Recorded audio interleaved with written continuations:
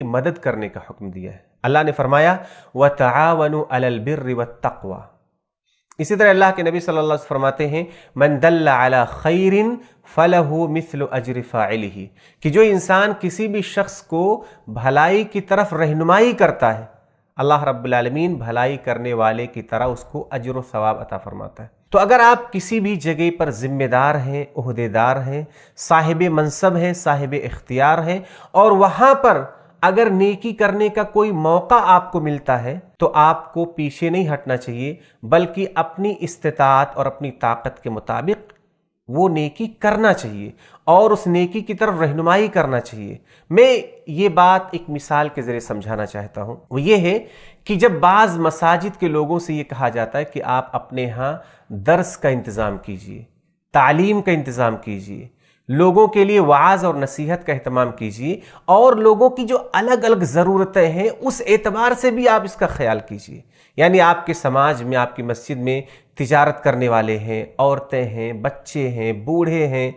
मज़दूर लोग हैं, डॉक्टर्स लोग हैं, अलग अलग कैटेगरी के लोग मौजूद हैं, और सब की ज़रूरतों के लिए आपको दीनी तालीम का इंतज़ाम करना चाहिए। तो चूँकि ज़िम्मेदार ख़ुद बिज़ी होते हैं, या उनके पास टाइम नहीं होता है, या उन्हें दिलचस्पी नहीं होती है, तो बजाय इसके कि लोगों की ज़रूरत की वजह से ये दीनी प्रोग्राम का इंतज़ाम करने के, वो सीधा मना कर देते हैं कि नहीं हमारे यहाँ प्रोग्राम करने की ज़रूरत नहीं है, क्योंकि लोग बिज़ी हैं, लोग आएंगे नहीं, लोगों को दिलचस्पी नहीं है, और बहुत सारे अंदाज से वो मना करते हैं। और उनके मना करने की वजह से कई कई महीना कोई प्रोग्राम नहीं होता है, कोई तालीम और कोई वाज का इंतज़ाम नहीं होता है। ये आपकी तरफ से नेकी की राह में बहुत बड़ी रुकावट है, क्योंकि हो सकता है आप बिज़ी हैं,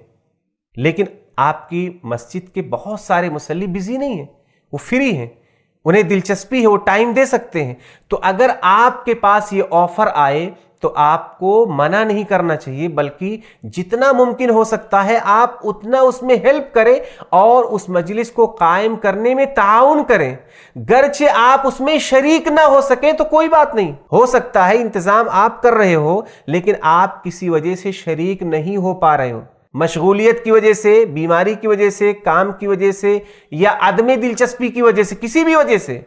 तब भी कोई बात नहीं। लेकिन अगर आपकी कोशिश से और आपकी इजाज़त से वो मजलिस कायम होगी, और अगर उस इल्मी मजलिस से 10 लोग भी शामिल हुए और उनमें से एक को भी अल्लाह रब्बुल आलमीन ने इस्लाह और नेकी और हिदायत अता फरमा दी, तो आपके लिए बहुत बड़ी नेकी का जरिया होगा। इसलिए अल्लाह रब्बुल आलमीन अगर आपको ये मौका अता फरमाए कि आप जिम्मेदार हैं और आपकी इजाज़त से नेकियां हो सकती हैं, तो आपको अपने ज़ाती मफाद की वजह से कभी भी उसमें रुकावट नहीं डालना चाहिए, बल्कि मुमकिन हद तक आपको ताउन करना चाहिए, ताकि आपकी मसाजिद के थ्रू समाज के अंदर इल्म और नूर फैले। अल्लाह रब्बुल आलमीन से दुआ है कि अल्लाह रब्बुल आलमीन हम सबको अपने लेवल पर नेकियां करने की तौफीक अता फरमाए और नेकी के तमाम मौक़े से फ़ायदा उठाने की तौफीक अता फरमाए। आमीन। अस्सलामु अलैकुम व रहमतुल्लाहि व बरकातुहू।